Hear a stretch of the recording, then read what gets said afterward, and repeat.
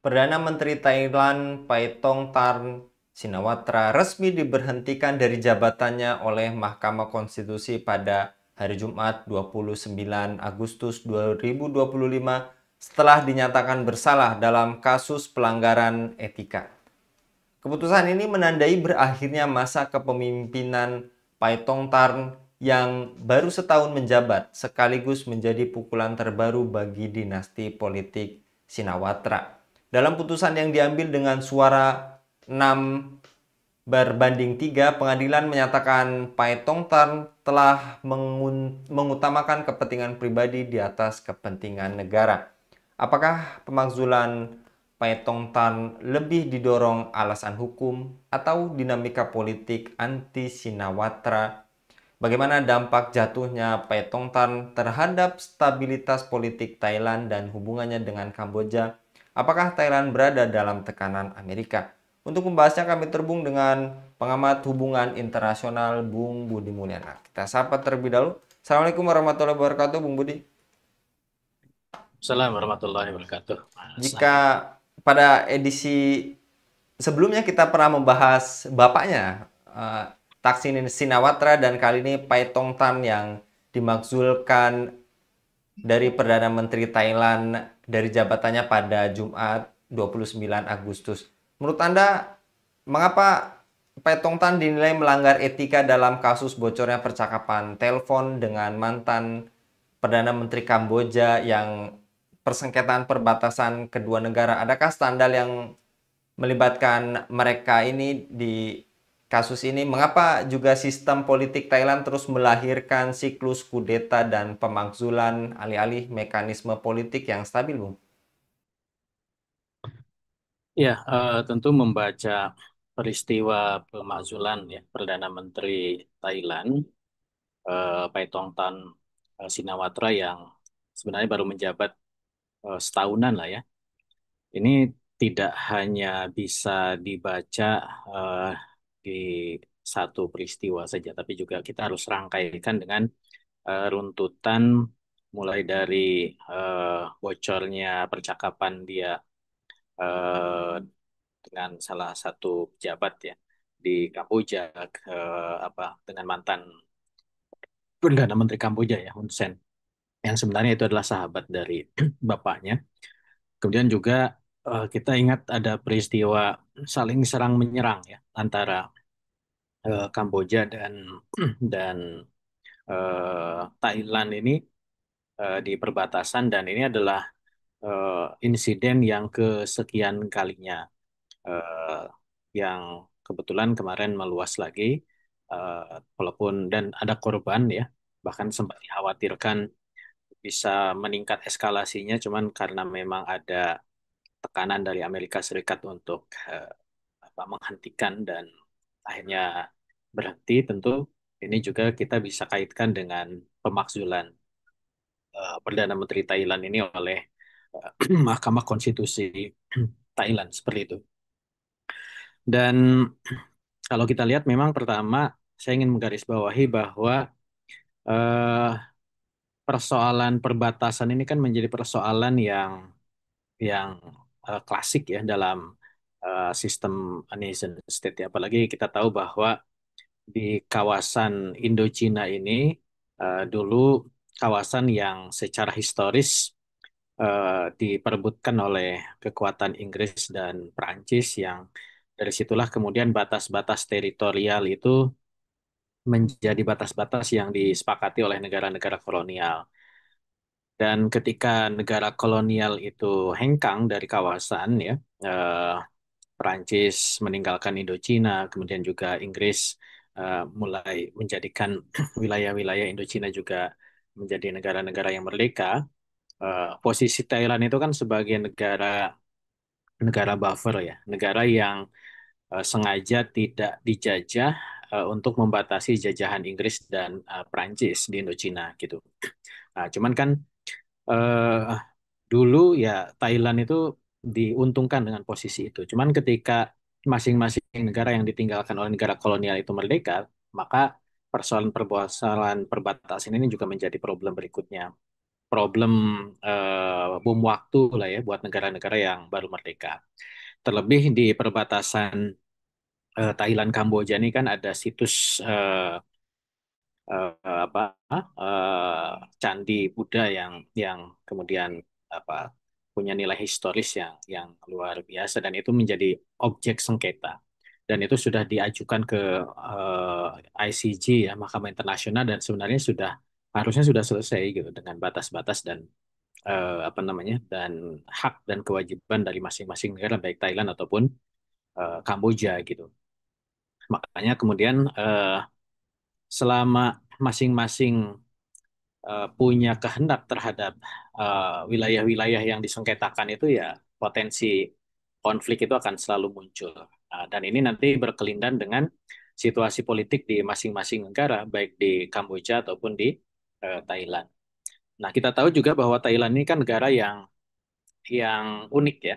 Pertama, dia negara monarki, tetapi faktor militer juga sangat dominan, ya. Dan secara secara pengaruh internasional, dia memang tidak ada pengaruh yang cukup signifikan ya dari negara-negara selain dari negara Barat ya.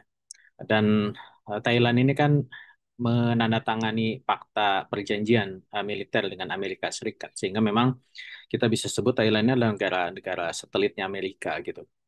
Sehingga posisi Thailand yang stabil ya, yang kemudian itu dikuasai oleh militer yang dominan dengan memanfaatkan rezim monarki yang secara kultural itu sangat dihormati oleh rakyat Thailand itu menjadikan posisi Thailand itu menjadi posisi yang unik gitu, baik di dalam negerinya ataupun juga ketika dia berkonflik dengan negara-negara tetangga gitu.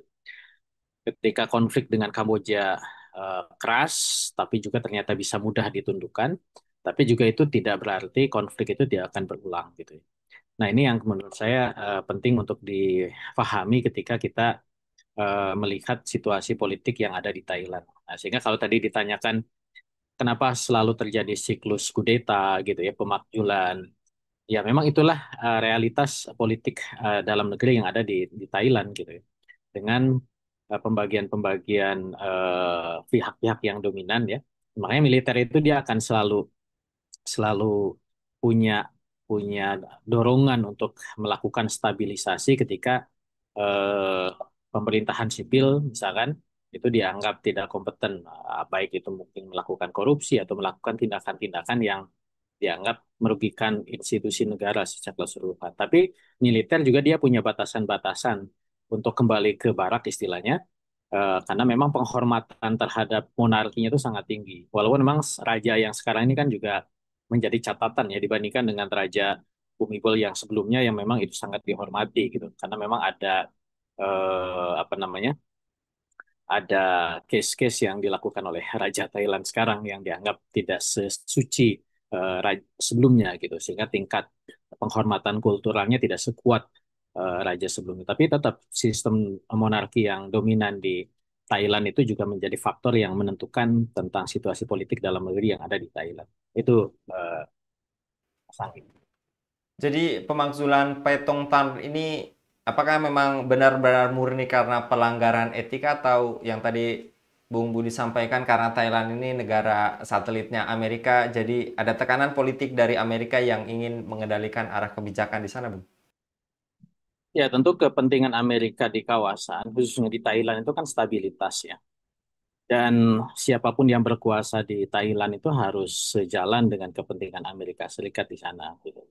Makanya eh, biasanya ya selalu ada deal-deal politik gitu. Apakah mungkin tadi ada proses pemakzulan terhadap penguasa yang dianggap membalelo gitu ya, atau mungkin dianggap mengganggu kepentingan karena mengeskalasi konflik gitu.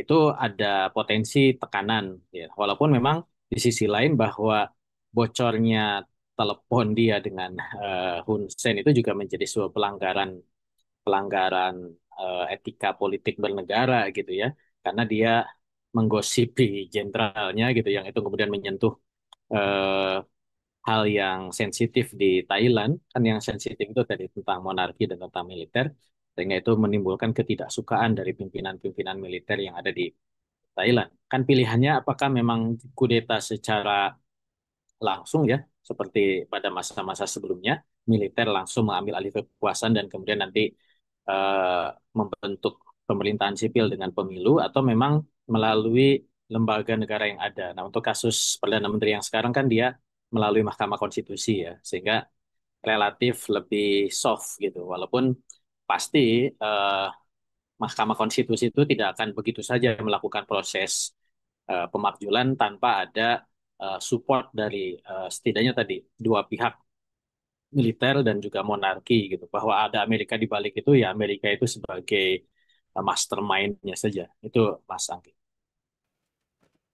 Apakah artinya rezim kapitalis Thailand membuat politik hanya menjadi ajang perebutan kepentingan elit sementara rakyat tetap terpinggirkan, dan apakah liberalisme di Thailand juga memperdalam ketimpangan sosial sehingga rakyat miskin makin rentan sementara kelompok kaya semakin dominan, Bung?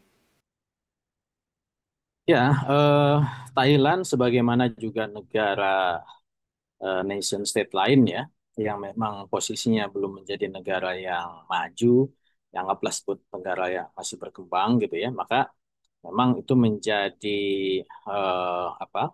Menjadi alat bagi kepentingan-kepentingan kapitalis oligarki ya, untuk ketika mereka meraih kekuasaan itu, mereka akan memupuk kekuasaannya itu dan memperkuat kepentingan-kepentingan mereka. Makanya kan dinasti itu muncul. Seperti Perdana Menteri sekarang ini kan menjadi anak dari Thaksin Shinawatra yang dulu juga kasusnya kan kasus korupsi gitu ya, dan di apa dimakzulkan juga atau dikudeta seperti itu.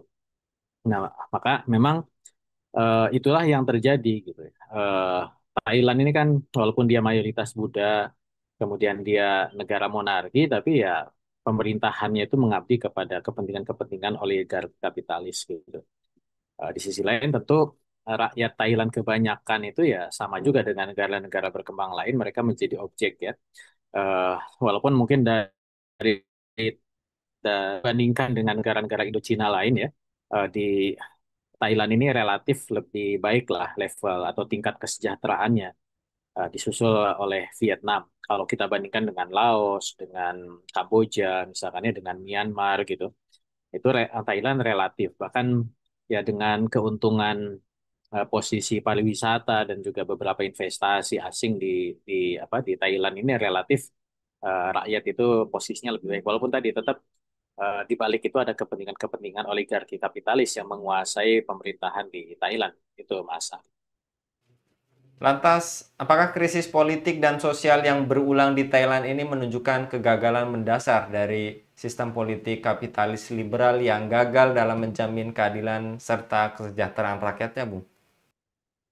Ya, itu menjadi watak dasar ya dari sistem kapitalisme secara global ya. Baik yang diterapkan oleh istilah saya mungkin kapitalisme subjek, ataupun di negara-negara yang menjadi kapitalisme objek ya. Kapitalisme subjek itu ya negara-negara yang memang ya secara global memainkan peran dan membangun rezim kapitalisme dan mengambil keuntungan secara global dari penerapan sistem kapitalis. Mereka membuat rezim dengan mengatur organisasi internasional, hukum internasional dan seterusnya, itu yang diperankan oleh Amerika Serikat dan negara-negara Barat gitu. Dan negara kapitalisme objek ya semacam Thailand atau juga Indonesia ya dan negara-negara lain, mereka menjadi pihak yang dikeruk, di apa dieksploitasi ya untuk kepentingan-kepentingan pemilik modal global gitu. Dan tentu yang diuntungkan di negara kapitalisme objek itu adalah para penguasa yang mengabdi kepada sistem kapitalisme global gitu. Maka memang eh, karena memang secara prinsip, secara dasar ya kapitalisme ini adalah menganut metode penjajahan ya untuk bisa membangun rezimnya, maka ya nilai-nilai keadilan, nilai-nilai kesejahteraan itu menjadi suatu hal yang sifatnya fata morgana. Kesejahteraan hanya didapatkan oleh tingkat elit, ya, masyarakat hanya menjadi objek. Dan keadilan tentu akan timpang. Dan itulah memang menjadi karakter dasar dari penerapan sistem kapitalisme, baik di level global atau di level negara-negara objeknya ya, seperti Thailand dan negara lain. Itu Mas. Baik, jasa kalau Bung Budi untuk paparannya dan penjelasannya terkait Perdana Menteri Thailand yang dimaksudkan. Semoga ini menjadi pelajaran bagi kita bersama karena tadi memang sistem yang ada ini tidak menguntungkan sama sekali bagi rakyat, tapi tadi menguntungkan hanya segelintir rakyat yang bisa disebut kapitalis elit global. Jasa kalau sekali lagi Bung Budi untuk paparannya pada kabar petang kali ini. Demikian pemirsa Elava News, dukung dengan subscribe, share, dan like. Semoga menjadi kebaikan bagi kita semua di dunia dan di akhirat. Saya Anggi Suara undur diri. Assalamualaikum warahmatullahi wabarakatuh.